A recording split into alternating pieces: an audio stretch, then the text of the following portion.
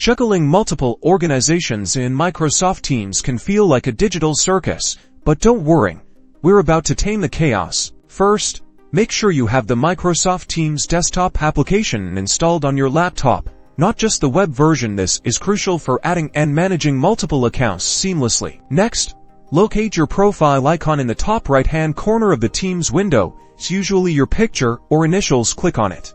A drop-down menu will appear. Look for the option that says Add Account and click on it. You'll now be prompted to sign in with the email address associated with the other Teams account you want to add. Enter your email address and click Next. Enter the password for that account and click Sign. And you may need to go through a two-factor authentication process if it's enabled for that account. Now, when you click on your profile picture again, you'll see both of your accounts listed. Simply click on the account you want to switch to.